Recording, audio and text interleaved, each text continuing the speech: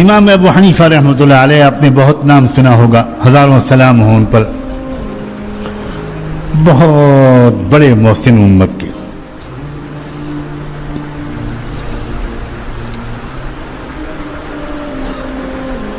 رات میں معمول بنا لیا تھا انہوں نے، پوری رات اکثر عبادت کرتے تھے، عجیب ہمت تھی اور اللہ سے تعلق تھا۔ اپنے مکان کی چھت پر اکیلے لمبی نمازیں پڑھتے تھے، رو رو کے تلاوت کرتے تھے اور اللہ سے اپنا تعلق بڑھاتے تھے۔ ان کے مکان کی سے ملا ہوا مکان ایک ایسے شخص کا تھا جو بیچارہ غریب آدمی تھا اور موچی تھا۔ موچی سمجھتے ہیں؟ جوتوں کی مرمت کرنے کا کاروبار تھا، بیچارے کا چھوٹا موٹا کام تھا۔ تو روز کماتا تھا، کچھ پیسے ملتے تھے اس کو۔ اب وہ بھی بیچارہ کچھ عادی ہو گیا تھا نشے کا، تو چوری چھپے اس دور میں بھی کہیں نہ کہیں شراب مل جاتی تھی، تو وہ اسی پیسوں سے شراب خریدتا تھا اور دن میں تو بیچارہ اپنا پیشہ کرتا تھا، کام کرتا تھا، رات میں شراب کے نشے میں دھت ہو کر کچھ گیت گاتا تھا، گانے گاتا تھا، اشعار پڑھتا تھا، جب تک نیند نہ آئے ایسی ہی حرکتیں کرتا رہتا۔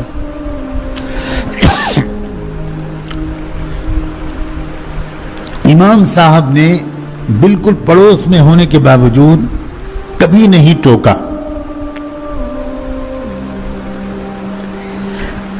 ایک دن ایسا ہوا کہ بالکل آواز نہیں آئی اور رات بھر سناٹا رہا، تو امام صاحب کو فکر ہوئی کہ میرا پڑوسی ہے، کیا بات ہے آج تو بیمار تو نہیں پڑ گیا؟ اس شرابی پڑوسی کے گھر گئے پوری امت مسلمہ کے سب سے بڑے عالم، سب سے بڑے اللہ والے امام اعظم اس گھر کے دروازے پر گئے، دروازے پہ دستک دی، اندر سے کوئی نکلے لوگ، امام صاحب کو دیکھ کر حیران رہ گئے، ارے آپ فرمائیے کیا بات؟ تو ان کا بھائی وہ آج اس شخص کی کوئی آواز نہیں آئی پوری رات، تو میں ذرا فکر مند ہوا کوئی بیمار تو نہیں ہو گیا، کوئی اور میری خدمت، میرے لائق کوئی خدمت ہو تو بتاؤ۔ تو گھر والوں نے کہا کہ امام صاحب اب انشاءاللہ اس کی آواز نہیں آئے گی، آپ بھی بہت پریشان ہو لیے اور ہم بھی پریشان ہوتے تھے، اب نہیں آئی۔ کیوں، کیا ہوا؟ انہوں نے کہا ہم لوگ اس سے بہت تنگ آ چکے تھے، نہ خود سوتا تھا نہ ہمیں سونے دیتا تھا، ہم نے آج اس کی رپورٹ لکھائی تھی، سرکاری پولیس آئی اور اس کو گرفتار کر کے لے گئی، اب وہ جیل میں رہے گا۔ اس زمانے کی جیلوں میں اصلاح کی محنت ہوتی تھی، آتے تھے لوگ جرائم کر کے، نکلتے تھے لوگ نیک بن کے، تو اب وہ جیل میں رہے گا، انشاءاللہ وہاں سے سدھر کے آئے گا۔ امام صاحب کچھ نہیں بولے، خاموش ہو گئے، واپس چلے گئے۔ اگلا دن گزرا، امام صاحب کی اپنی علمی مشغولیات، پھر رات آئی۔ اب اگلی رات میں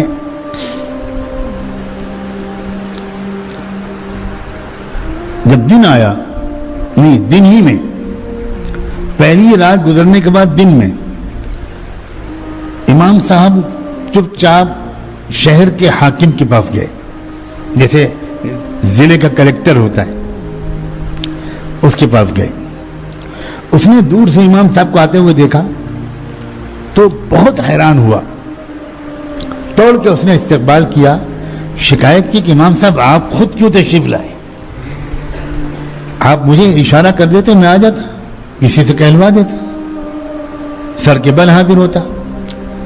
وہ کلیکٹر جانتا تھا کہ یہ وہ بندہ ہے کہ جو پورے عالم اسلام کے خلیفہ کے پاس بھی نہیں جاتا، خلیفہ ہی ان کے پاس آتے ہیں، یہ میرے پاس آپ کیوں تشریف لائے؟ تو امام صاحب نے کہا کہ دیکھو جس کا کام ہوتا ہے اسی کو جانا چاہیے۔ تو وہ اور حیران ہوا کہ آپ کا کام اور مجھ سے حکم فرمائیے، بتائیے کیا کام ہے، میں حیران ہوں۔ تو اس امام صاحب نے کہا کہ بھئی ایک میرا پڑوسی ہے، یہ حلیہ ہے، یہ نام ہے، مجھے پتا چلا ہے کہ آپ نے اس کو گرفتار کروایا ہے، جیل میں بھیجا ہے۔ تو اس نے تحقیق کروا کے اپنے سے کہا کہ ہاں بالکل صحیح ہے، وہ گرفتار ہوا رات اور جیل میں ہے۔ تو امام صاحب نے کہا کہ کیا آپ میری ضمانت پر اس کو چھوڑ سکتے ہیں؟ تو اس شخص نے کہا کہ امام صاحب آپ کو شاید پتہ نہیں ہے، وہ بہت شرابی کبابی آدمی ہے، گھر والے پریشان ہیں۔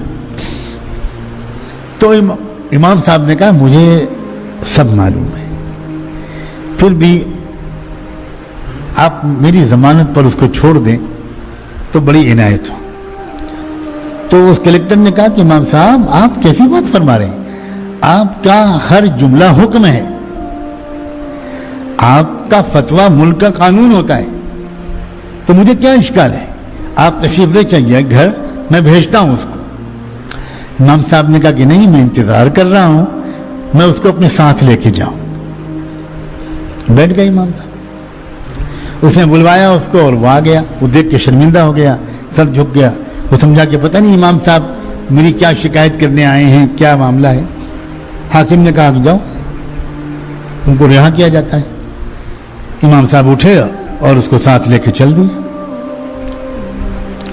پورے راستے ایک جملے کی نصیحت امام صاحب نے کی ہو ایسا کوئی ثبوت نہیں ملتا، کچھ نہیں کہا، خاموش اس کو لے کر اس کو اس کے گھر پہنچایا، اپنے گھر میں داخل ہو گئے۔ پھر دن کا بقیہ حصہ گزرا، پھر رات آئی، اگلی رات میں پھر سناٹا، پھر کوئی آواز نہیں۔ امام صاحب تو انتظار کر رہے تھے کہ پھر آج شور مچے گا۔ تو جب دوسری رات میں پھر سناٹا رہا تو امام صاحب اگلی صبح کو پھر پہنچے اس کے گھر۔ آج جو دستک دی اور اندر سے لوگ نکلے تو امام صاحب نے دیکھا کہ دروازہ کھلا ہوا ہے، باقی لوگ تو سو رہے ہیں، لیکن وہ خدا کا بندہ جا نماز پر کھڑا ہوا رو رہا ہے۔ امام صاحب انتظار میں رہے، اس نے سلام پھیرا، دوڑ کے آیا۔ امام صاحب نے کہا میں تمہاری خیریت پوچھنے آیا ہوں، آج بھی کوئی آواز نہیں آئی، مجھے ڈر لگا کہ تمہارے گھر والوں نے تمہارے ساتھ کوئی برا سلوک پھر تو نہیں کر دیا۔ تو اس نے کہا امام صاحب اللہ اکبر کبیرہ، پوری امت کے امام اعظم کی محبت کے نشے کے بعد اب مجھ کمینے کو شراب کے نشے کی کوئی ضرورت نہیں۔ آپ نے اپنی محبت کا جو نشہ مجھے پلایا ہے، جس عزت سے آپ نے مجھ جیسے گنہگار کی فکر کی ہے، میں اب تک نشہ کیوں پیتا تھا، میں شراب کیوں پیتا تھا؟ صرف اس لیے کہ میں شہر کا انتہائی غریب اور حقیر سمجھا جانے والا انسان تھا، ہر ایک مجھے ذلیل سمجھتا تھا، اور میں اپنی ذلت کے غم کا بوجھ ہلکا کرنے کے لیے رات میں شراب پیتا تھا۔ اب کہاں میں ذلیل، کیا مجھ سے بڑھ کر بھی پورے عالم اسلام میں کوئی عزت والا شخص ہے؟ اب مجھے شراب کی کیا ضرورت ہے؟ لوگوں، یہ ہے دین کی محنت، یہ ہے اکرام مسلم، یہ ہے دینداری، یہ ہے اخلاق جس کے ذریعے سے امت جڑتی تھی۔ اصل مصیبت آج ان لوگوں کی خرابی نہیں ہے جن کو ہم دنیا دار سمجھتے ہیں، آج کی اصل مصیبت جو ہے وہ ہم جھوٹے اور کھوٹے دینداروں کی جھوٹی دینداری ہے، یہ ہے اصل مسئلہ۔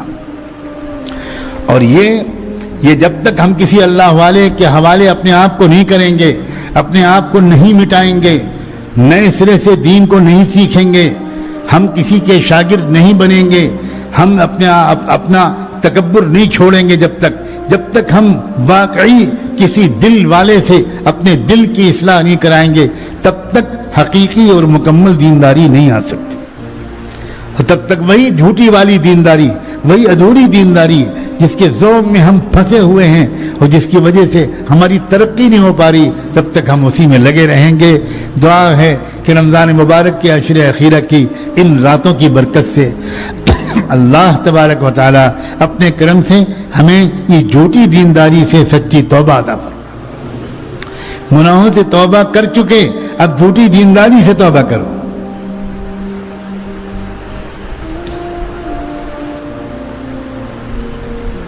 खूबसूरत शक्ल बना लेते हैं हम बड़े बुजुर्गों की, और अल्लाह जाने अंदर क्या होता है।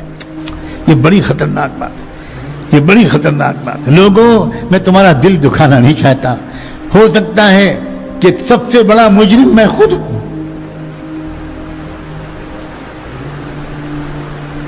असली दीनदारी जिसमें तवाज़ो, सखावत, ईसार, हमदर्दी, वालिदैन की खिदमत, यह है दीनदारी। क्या कभी किसी को यह तौफीक होती है कि रात में सोते वक्त वो अपने अब्बू जी के पास जाए, अपनी अम्मी के पास जाए, अम्मी जरा सर में तेल लगाने आया हूं, आपके सर में तेल लगा दूं, आपके मैं पैर दबा दूं, अम्मी आपने बड़ी मुश्किल से हम लोगों को पाला है, अम्मी दिन भर आप हमें हमारे कामों में लगी रहती हैं, जरा सा सर दबवा लीजिए, जरा सा मुझे खिदमत का मौका दे दीजिए। माँ हजारों सलाम उसकी मोहब्बत पर, नहीं नहीं बेटा, बेटा तुम अपने कमरे में जाओ, बहू तुम्हारा इंतजार कर रही है। अजीब बात है, क्या है माँ, हमने माँ की कदर करने के लिए उसका इंतकाल हो जाने की आदत डाल ली है। हम तब कदर करते हैं जब माँ का जनाजा घर से निकलता है, और तब पता चलता है गई, पुरखुलूस मोहब्बत करने वाली हस्ती गई। इमाम शाफी रहमतुल्लाह अलैह इतने बड़े इमाम, जिस दिन इमाम अबू हनीफा का इंतकाल हुआ उसी दिन इमाम शाफी पैदा हुए। जिंदगी भर का उनका मामूल था कि रात में सोने से पहले वो अपनी वालिदा के पास जाते थे और अपनी माँ का सर दबाना, सर में तेल लगाना, खिदमत करना, और आखिर में चलते चलते उनके पैरों के तलवे चाटते थे, अपनी जुबान से चाटते थे। माँ कहती थी बेटा ये तुम क्या कर रहे हो, तुम इतने बड़े आलिम होकर मेरे पैर चाट रहे हो, तलवे चाट रहे हो।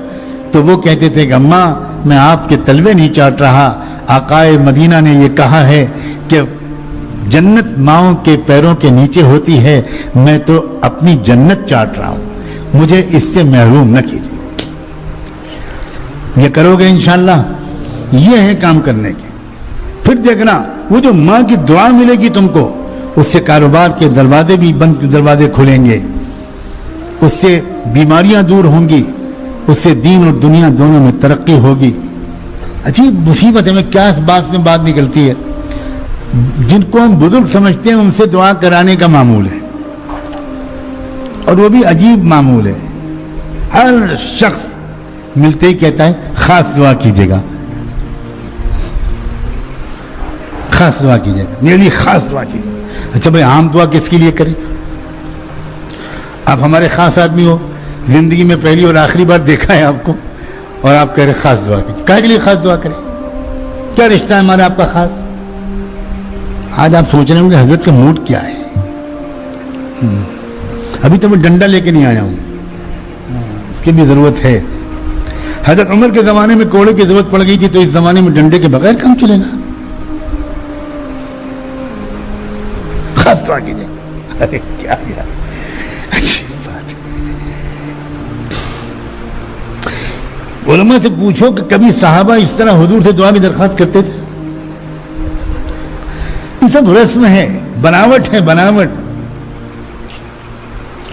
अजीब बात है, अपनी मां से कभी दुआ की दरखास्त की है तुमने? हजार बुजुर्ग एक तरफ और मां एक तरफ, अपनी मां से दुआ कराओ। यहां से वापस जाने के बाद अगर मुतकिफ हो तो जाओ और सबसे पहले अपनी मां के कदमों को चूमो, मां की दस्तबोसी करो, और मां से कहो कि हमने आपका मुकाम नहीं पहचाना, पहले तो माफ कर दीजिए, और दूसरी बात यह है अभी इसी वक्त अपने आंचल फैलाकर मेरी हिदायत और मग़फ़िरत की दुआ कर दीजिए। मां क्या चीज है जानते हो? अगर बारिश रुकी हुई हो और तुम अपनी मां के वास्ते से दुआ मांग दो, तो मैं तुमको यकीन दिलाता हूं अल्लाह बारिश भेज देंगे। मां ऐसी हस्ती है। हमने अपनी माओ की कदर नहीं जानी। ये सब झूठी दीनदारी है, ये झूठी दीनदारी की कमियां हैं। झूठी दीनदारी वाला तो मां से बदतमीजी से बात कर लेता है, उलट के जवाब दे देता है, ऊंची आवाज में बात कर लेता है। दीनदार है वो, मस्जिद की जमात का जिम्मेदार है, اور ماں کا دل دکھاتا ہے. یہ جھوٹی دینداری. اللہ کرے کہ یہ بات جو آج میں نے کہی ہے یہ دل میں بیٹھے اور یہ آپ اپنی ڈائری میں نوٹ کریں, بھول نہ جائیں, اور بعد میں اپنی دینداری کو اس کی روشنی میں مکمل کریں. اللہ تعالیٰ مجھے بھی اس کی توفیق عطا فرمائے اور آپ کو بھی. آج کوئی اجتماعی دعا نہیں ہوگی, کوئی اجتماعی دعا رسم نہیں ہے. میں رسموں کے مٹانے کی کوشش کرتا ہوں. آج اجتماعی دعا جمعے میں ہو چکی, دعا مجلس کی پڑھ لیجئے اور اٹھ جائیے, اور پھر انفرادی اعمال کچھ کرنے ہو کریے. سبحان اللہ و بحمدہ, سبحانک اللہم و بحمدک, نشہد ان لا الہ الا انت, نستغفرک و نتوب الیک.